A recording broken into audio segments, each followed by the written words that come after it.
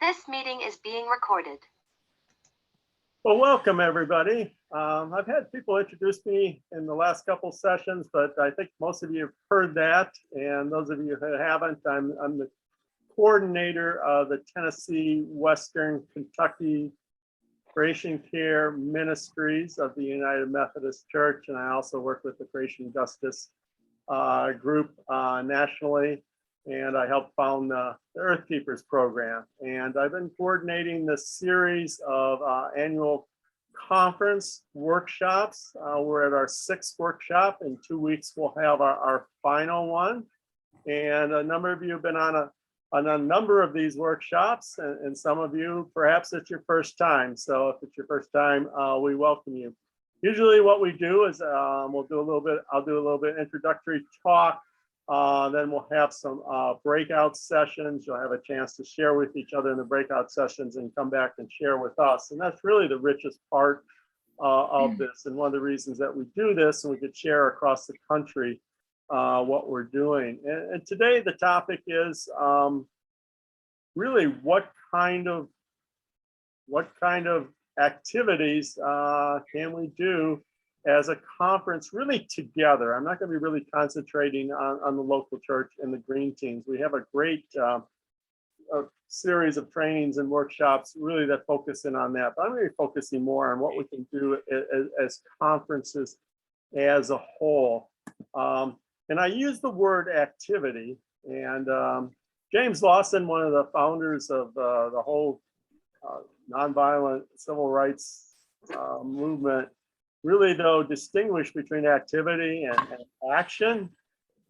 We have a lot of programming. You know, I'm waxing a little philosophical, as you may have noticed this morning, but we have a lot of programming in our country right now. And a lot of that programming is just competing with each other. And so really we need to think of, you know, if we're going to be doing something, is it compelling? Is it engaging for people? Is it worth their time doing?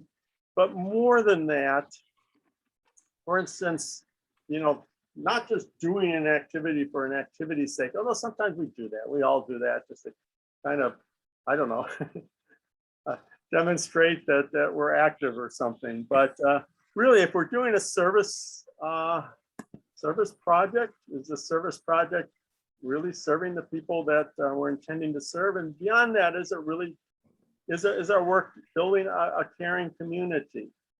Is it really building a caring community? That's a question to ask.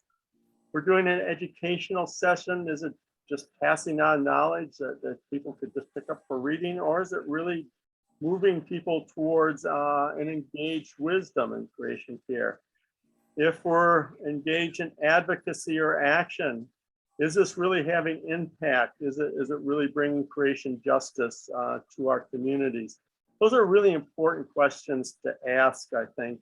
Asking the questions of when we're doing activity, is it really building caring communities, engaged wisdom, and creation justice within our communities? And continue to ask those questions as we do this. So we're not just throwing more programming out into the world, which then we can actually drain people as opposed to building what we're trying to build. And again, that those are kind of lofty goals, and you know, much of our work may not entirely meet those lofty goals, and that's to be expected. But to really kind of engage and think together about that. And if we're really building a caring community, a caring Christian community, a caring Methodist community, that will continue to engage people. If we continue to support each other in service, that will continue to engage people. And we can really then build our movements, but we're not just building it out with throwing programming out into the world. I'm going to use what was the Tennessee conference. We just merged with the Memphis conference to become the Tennessee Western Kentucky conference. But I'm going to use our conference as a bit of an example. Not that we're, up there in a sphere by ourselves, but it's just what I know best. And I've seen some things work within our conference. So I'll use those as examples, but then we'll have a chance to share in our breakout rooms and we come together what we've been doing on the whole. And I'm going to look at our activity in 5 sections. One is creation justice or creation care education. One is conservation and care. One is service and care. One is advocacy and eco-justice. And the 5th is movement, action, and eco-justice. Creation justice education, conservation and care, service and care, advocacy and eco-justice, and movement, action, and eco-justice. Those 5 areas.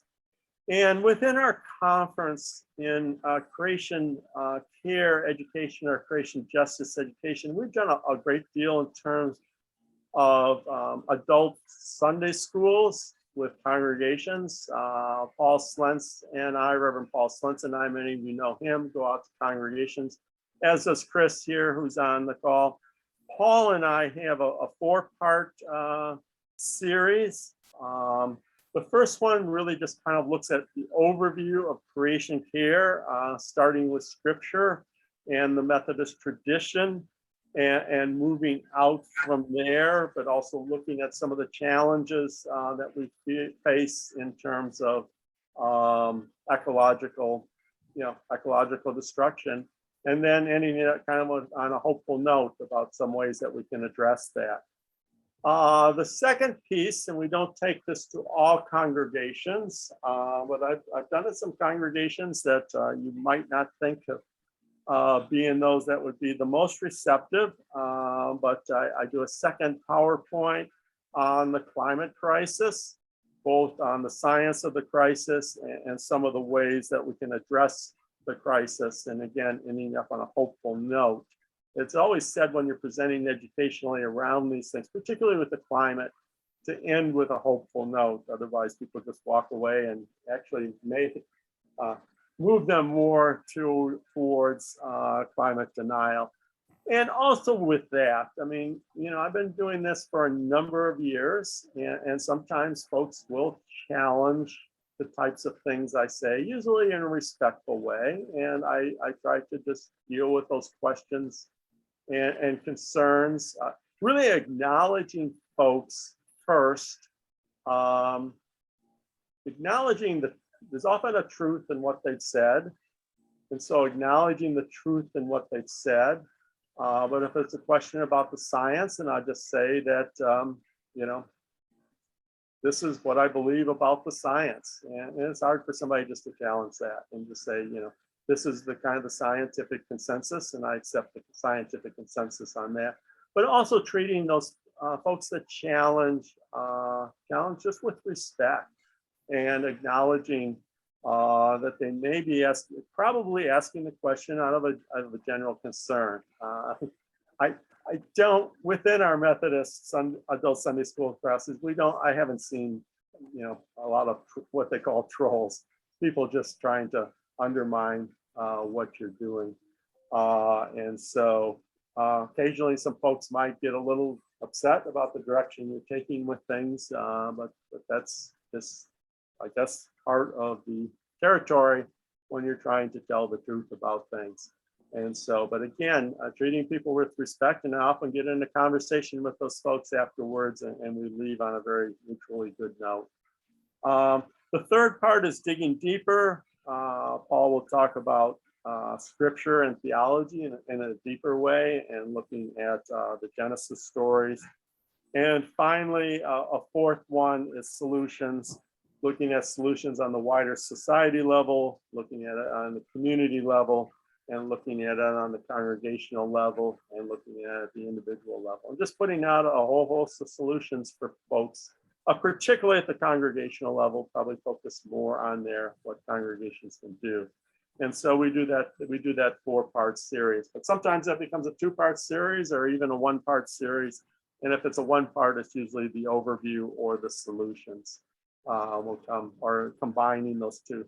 And they always say, lead with scripture, lead with the Methodist tradition, share from your heart why you care about this. We often ask people at the first session at the very beginning, give one example where you've encountered God, or or encounter God, the beauty of God's creation through, and everybody is able and willing to share. And that's just the way to open that to start.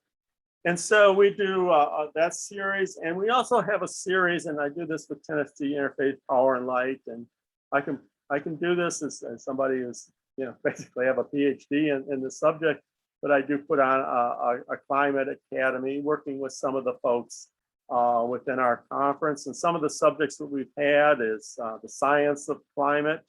Work with a young person, Matthew Groves, who comes out of the Young Evangelical for Climate Action, but is also a scientist. We do one on presenting on climate. We do one on approaches to climate advocacy and movement building. One of the favorites I've done is the one I did on John Lewis, the beloved community and energy justice.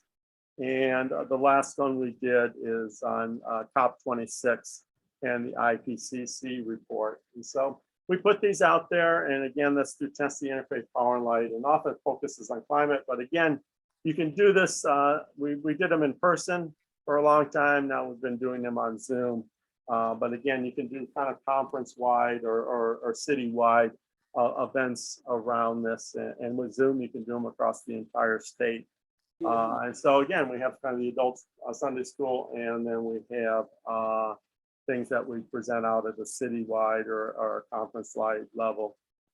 The second piece of activity, of course, is our whole piece around conservation and care. And this, of course, look at your congregations, your buildings, your green teams, activities at the congregational level to reduce energy use, to plant gardens, to have rain barrels, to all of that kind of wonderful activity that can be done at a congregational level. And of course, that's always adapted to what fits best with your congregation, and a lot of wonderful community. And you do build a community of care around all that. We've done this essentially district-wide. It works well district-wide. We have electronics recycling day. We've done that at West End United Methodist Church. We all have that junk in our garages or attics or whatever, all that electronics, but actually it recycles quite well. And so we have a business that picks up that and recycles it. We also do paper shredding of documents, and that gets recycled. We invite Goodwill. We have the Turnip Green reuse store come in and take items, and the police department took in old medicines. We would joke, in West End, we've got drugs, we've got paper shredding, and we're loading TVs onto trucks. It sounds kind of shady, but anyway, it's a wonderful activity. We have about 200 cars come in. We limit that. We can't just open that up to the public in Nashville. We would get overwhelmed, but we actually have congregations that sponsor that, put in some money because it's, we have to pay the paper shredder to come in and get a whole host of about 40 volunteers that morning from the host congregations. And we continue to expand that out. And that's a wonderful effort that you can do out of a county seat, just about anywhere. And it really engages well. Plus, we do the recycling at our annual conference. We've taken the paper and plastic. And Ann Cover, who's on the call there, kind of coordinates our composting piece. They have a little cafeteria. Not everybody eats there at the annual conference. Brentwood, it's a big annual conference, but folks come in there and eat. The youth feed them. We work with them to kind of limit the amount there's no more styrofoam or anything like that. They really embrace that. And we take both the recycling and the composting thing, and we have the volunteers there that basically guide people. Well, this gets recycled, this gets composted, and people really appreciate that. I think that, we just get a lot of compliments that this is a wonderful thing to be doing at annual conference. So that's conservation and care. And the third piece I'll go over before we do breakout groups is service and care. Tree planting efforts are wonderful. We did a United Methodist Church Hillcrest here in Nashville. They did a little bit of a kind of a creek restoration and planting trees around that. They planted a couple hundred trees. They're right next to a little creek, and they got those trees from the Tennessee Environmental Council and planted those. And those trees are now really taking care of that land and that creek on the property. One year, a Boy Scout troop, a young adolescent took on that as his Eagle Scout project, and at Brentwood United Methodist Church. And we actually got through Tennessee Environmental Council 3,000 trees that were handed out over a couple days, Friday and a Saturday, in a very well organized fashion. And they went out throughout Williamson County. And that was a wonderful effort. And then these things can get kind of bigger. I mean, we have the Nashville Food Project here. It's been kind of evolved out of faith, where they have they grow a lot of organic food, and they buy some of that, and then they do a lot of feeding programs for people in low-income groups and for seniors and other things around the project. And so these kind of things can kind of become, whole nonprofit types of efforts, and really engage with things like food insecurity. So that's service and care. And those are just some examples, again, around education, around conservation and care, and service and care. I see that we have, so I'm going to break us down into breakout groups with 4 of you in each breakout group, roughly.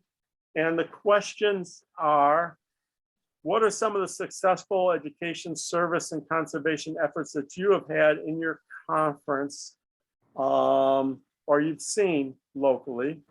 What are some of your capacities and opportunities, and what are some of your challenges? Again, those are written in the chat at the very top of the chat. If you go to the top of the chat and look at breakout 1. But what are some of the successful education, service, and conservation efforts that you've had in your conference? What are some of your capabilities and opportunities? And what are some of your challenges? I'm going to stop the recording now. I'll set up the breakout session and send you, you'll need to join that, and I'll send you into that. This meeting is being recorded. All right, well, really kind of the richest piece of this is what we gather from each other. So what were some of the ideas that you've had out that your conference has done or you've seen happen? Who would like to start? You can raise your hand or physically, or use the reaction button down there to raise your hand. Would anybody like to share? Rachel. Well, 2 things I heard from our group were using disasters and calamities to rethink and to build better for the future, more sustainably, and look at them as opportunities for the future. And also, we all were pretty much in agreement of using the UMW's really wonderful 13-step guide to event planning, which is so comprehensive and thinks of not just, it includes all the concerns about impact on the environment, but also how are you including people? So we agree that's a pretty good way to plan events. Great. Thank you, Rachel. Others?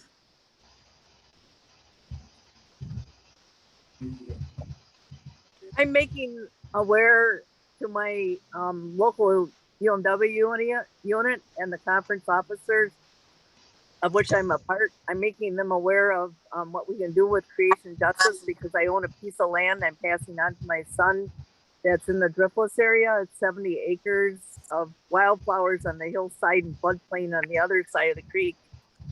And we put it in a conservation easement. So I'm trying to make them aware of what you can do. But conference-wise, I don't know of a project that we're doing for climate justice other than joining the national climate justice and just energy for all projects. Okay, thanks, Christine. Others?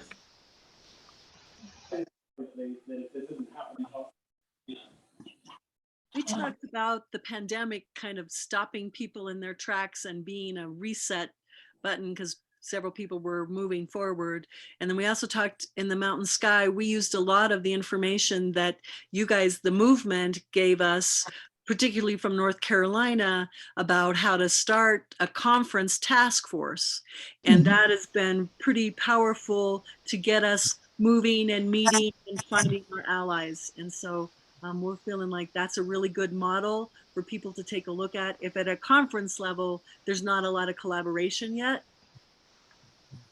Yeah, thanks, Mary Beth. That's real helpful. Yes, as our last couple sessions stated, getting those task force or steering committees or creation justice ministries going, it's really how you plan these activities out. And so if you don't have those there, then it's hard to plan the activities. Judy, it looks like you're raising your hand.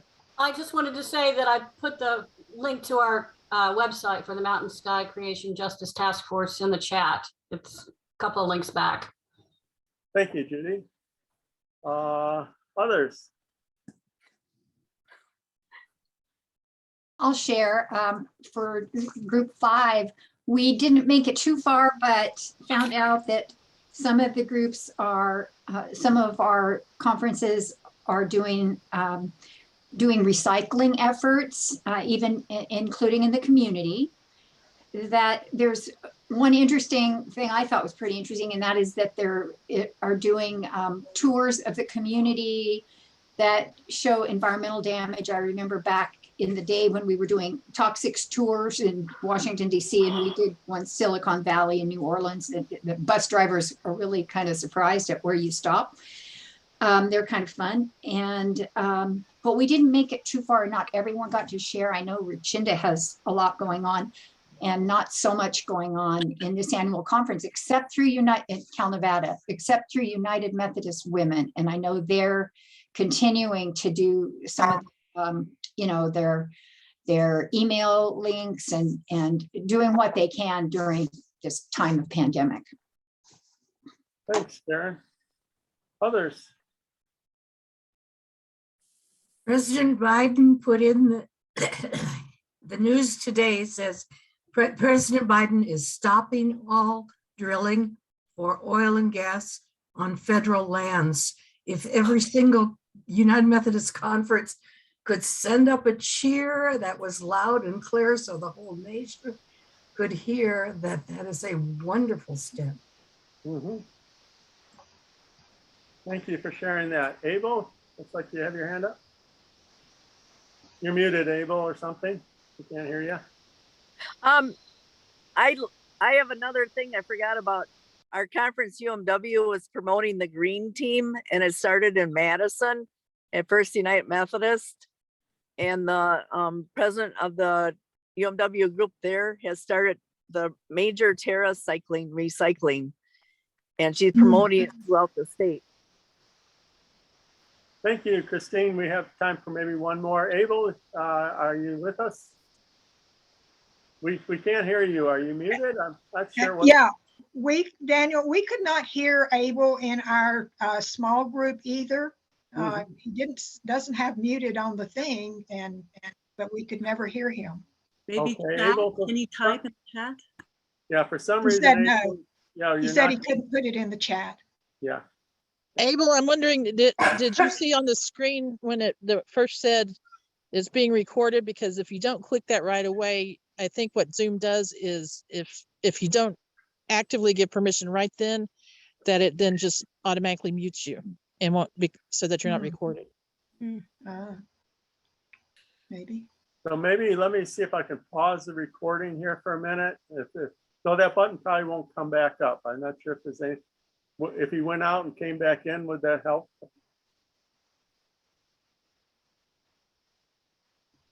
Well, I'm sorry, Abel, that you haven't been able to join us. Well, in terms of you're with us, but you haven't been able to speak. Well, I'm going to go into our second piece, which is around the whole question of advocacy and equal justice. And this is a really a challenging thing because it's probably, it can be more controversial than, for instance, a recycling effort or whatever. I grew up in a Methodist church where evangelicals, liberals, and the social gospel we're all there and in the same congregation, and we all got along, and we didn't even necessarily know which of us were which, and we mixed some of these things together. But we're living in a world that's is tending to divide more than it used to. So we probably need to both speak the truth in this whole climate crisis and this whole planetary crisis. At the same time, we need to be very respectful of each other and each other's views. So it's a very challenging space that we're in. I would say in our conference that we probably do less advocacy out of congregations per se than we do in collaboration, particularly with Tennessee Interfaith Power and Light. Many of you probably have, for instance, a Power and Light chapter within your state. Some of you might not, but it's a good group to kind of work with. And when we do have we can't speak for the Methodist Church. None of us can speak for the Methodist Church, but we do have a Creation Care Ministries of our conference and the steering committee. And at times we will, endorse an advocacy effort and move forward there. And if somebody, for instance, is meeting with a congressperson, they can identify themselves as being a part of that ministry. Or we sometimes put out action alerts through our mailing list. And I'm getting low battery here. Better plug that back in. There we go. And so it's a challenging piece, but again, it probably helps us to work through an organization like Tennessee Interfaith Power and Light. It both gives us more power because we're working across the board, and we probably do less of that out of congregations. We've also worked with United Methodist Women. We did a nice little piece over here. It's actually my Ford dealer, and they repair my cars, but United Methodist Women were here having their national convention in Nashville, and there was a whole clean car standards that was moving forward, and we wanted Ford Motor Company to support that. They had this huge scroll of a petition, and we were there at Wyatt Johnson Ford. We met with the manager. She was very gracious. And essentially endorsed our effort and moved it up the chain, passed the petition on up the Ford piece, and Ford has eventually endorsed that whole clean car piece. And so United Methodist Women are an important part of that. But locally, we've done a lot of work locally through Interfaith Power and Light, and also working with groups like the Sierra Club. Several of us were very instrumental in getting a renewable portfolio standard for the municipal government passed through Nashville, also converting a plan to convert all its vehicles to electric vehicles and to have municipal building codes. A couple years ago, Trinity United Methodist Church has a feeding program, a community meal, basically. They have a community meal, a great outreach effort in the community. It's a lower income community. And Daniel, did you see that Jesu had his hand up? Yes. I want to say something. Okay. Go ahead. We are using 3R principle. 3R: reduce, recycle, and reuse. We must have to apply these three principles. Not only recycling, we can use reducing mechanism.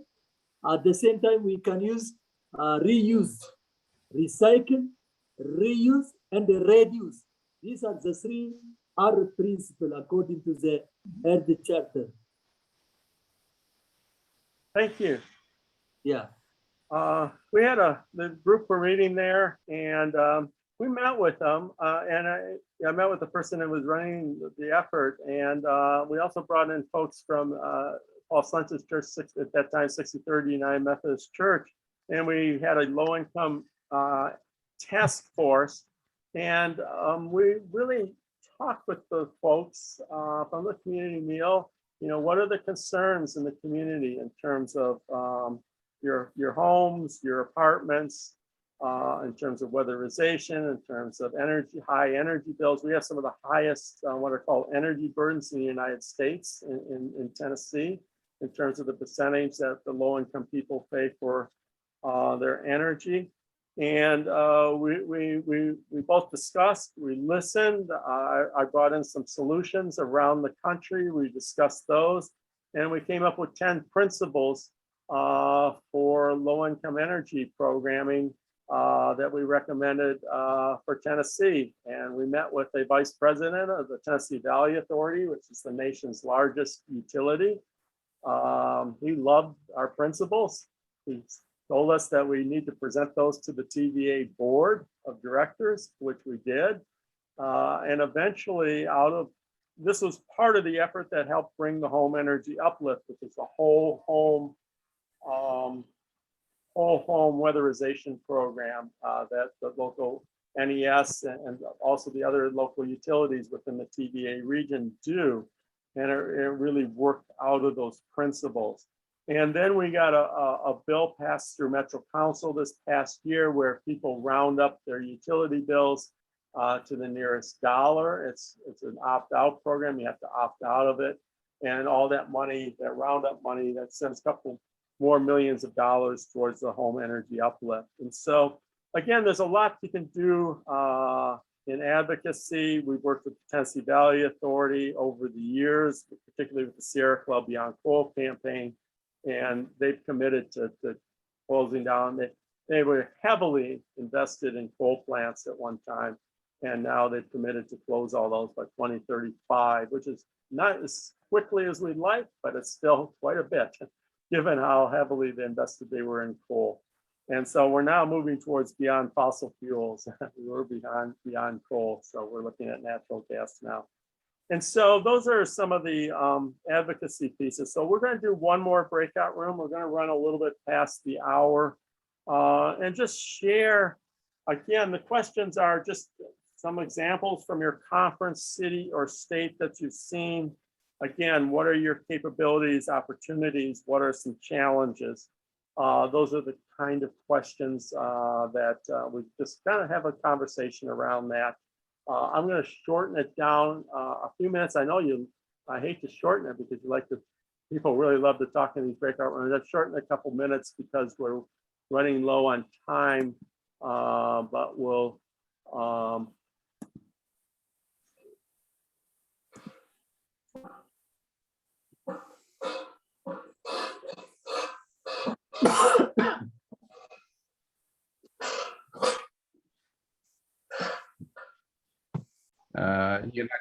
This meeting is being recorded.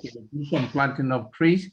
But then as I've said, this year, the church is engulfed in crisis of the UMC and the GMC. So everything on hold and stuff like that. So Abel Hamido, are you actually in Ethiopia, or do you have an Ethiopian church in another country? Sorry? Are you in Ethiopia? No, I am in at Bose Institute of Ecumenical Studies, Switzerland. You're in Switzerland. I was hoping. Yeah, I'm a student at Bose Institute of Okay, well, Studies. thank you anyway. Okay. Thank you. I was curious. Well, I'm glad you found your voice, Abel, and it's wonderful effort. Thank you for being able to share that. Yeah. Well, we're past the hour, and so I don't want to keep you too long, but were there any, by the way, I put my email in the chat if you want to get the copy of the PowerPoints. Were there anything that you'd like to share out of your group? Yes, from our group, we're saying the Methodist Church needs to pick up on the interest of young people, including college age, who are aware of what the climate is doing and somehow help them get their voices into society. Thank you, Karen. Yeah, that's very important. Others? I can't find your your email in the chat. Yeah, it was on the previous chat before the. It got lost. It's not Okay, in- I'll type it in. Just send it to everybody. That's easier. That'd be better. I Yeah. did, but again, I don't know what's going on with the chat here, but anyway, I'll re-type it in. Yeah, the chat disappears each time we change format. Okay, And it has to go to everyone. it is to everybody. There it is. It's there. So, National Creation Care at Gmail. Thank you. yeah. Okay, other thoughts?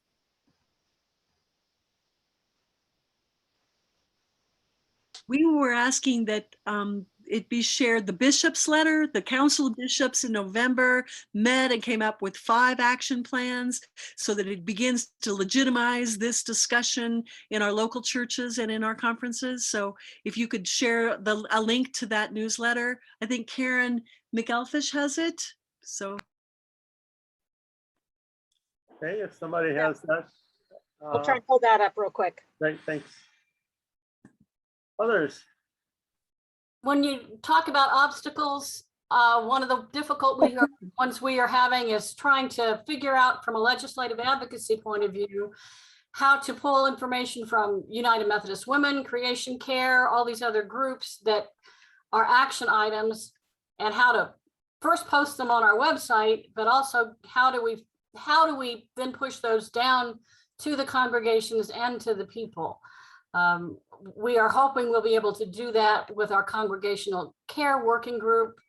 But the process for getting those action alerts from each of the state legislatures and deciding what is approved to be sent down and then getting it out, that whole process is something that needs a lot of work. And that's one of our obstacles and goals to come in the next quarter or so. All right. Anybody who has ideas, please let us know how to make that work. April 22nd is Earth Day. It's a Friday. I think the United Methodist Church, including the United Methodist Women, put on marches all across the nation on Earth Day, how we must act. And prayer. Maybe that's a day of prayer as well that we can organize nationally. That would be cool.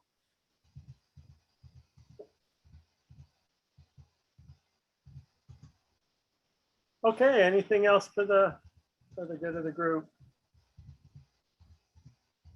Again, on advocacy, don't feel like you have to take on the whole world with this. You know, in some areas, it may make more sense to kind of concentrate on things on a municipal level. In other areas, it may be focusing on your local congressperson or senator around some of the bigger legislation.